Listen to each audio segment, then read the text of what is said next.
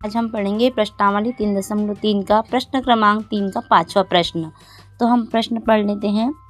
प्रश्न क्या दिया है, यदि किसी भिन्न के अंश और हर दोनों में 2 जोड़ दिया जाए तो वह संख्या 9/11 हो जाती है, और यदि अंश और हर दोनों में 3 जोड़ दिया जाए तो वह संख्या 5/6 हो जाती है।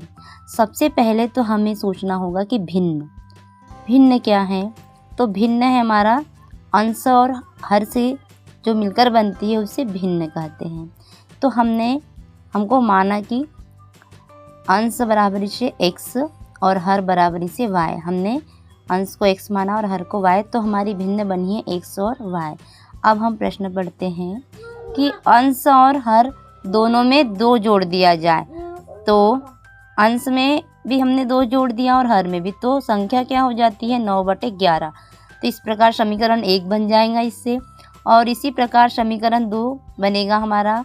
जो प्रश्न कह रहा है अंश और हर दोनों में 3 जोड़ दिया जाए, तो हमने 3 जोड़ दिया अंश में भी और हर में भी, तो संख्या क्या हो जाती है 5/6। अब हम दोनों को हल कर लेते हैं और एक समीकरण बना लेते हैं।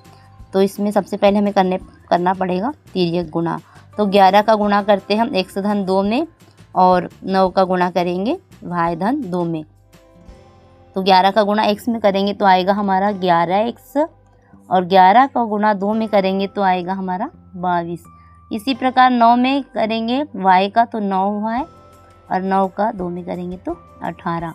x y वाले पद को हम एक साइड कर देते हैं। तो 11x ऋण 9y बराबरी से 18। ये 22 इधर पक्षांतर में जाएगा तो माइनस का हो जाएगा।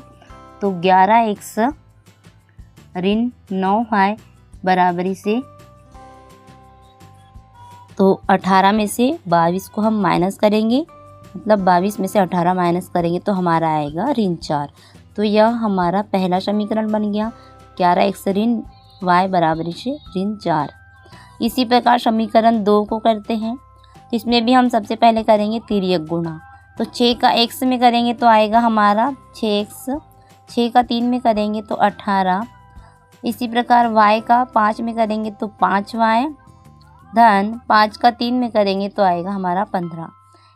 6x y का इधर पक्षांतर करते हैं तो धन का y है, इधर आके ऋण का हो जाएगा। इसी प्रकार 15 ऋण 18 धन का है तो इधर आके ऋण का। तो 6x ऋण 5y बराबरी से 15, 18 में से 15 को घटाएंगे तो हमारा बचेगा ऋण 3। ये हो गया हमारा समीकरण 2। तो हमारे दोनों समीकरण बन गए हैं। अब इसे हम विलोपन विधि या प्रतिस्थापन विधि से हल कर सकते हैं। तो मैं इसे करूँगी विलोपन विधि से। समीकरण 1 व 2 बन गए हैं, तो हम इसे विलोपन विधि से हल करते हैं। तो विलोपन विधि में हमें x या फिर y का गुणांक बराबर करना होता है, तो हम इसमें करेंगे x का गुणांक बराबर।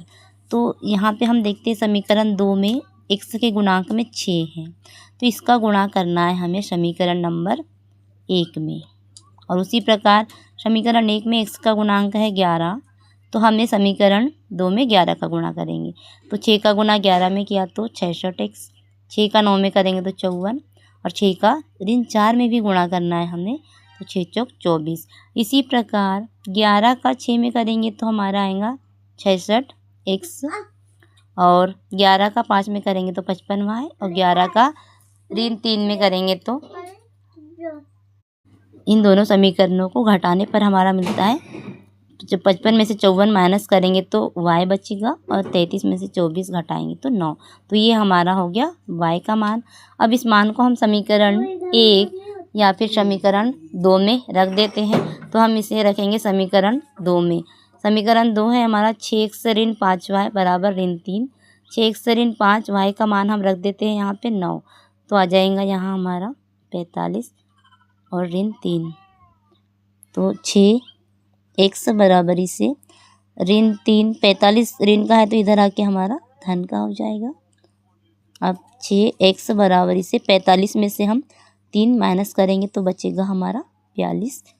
तो 6x बराबर से 42 बटे 6 तो x का मान आ गया हमारा 7। तो ये हमारा x का मान हो गया।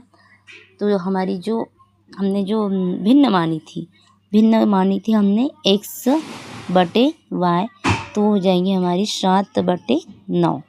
तो ये हमारा आंसर। तो ये हमारा प्रश्न क्रमांक 5वां प्रश्नावली 3.2 का।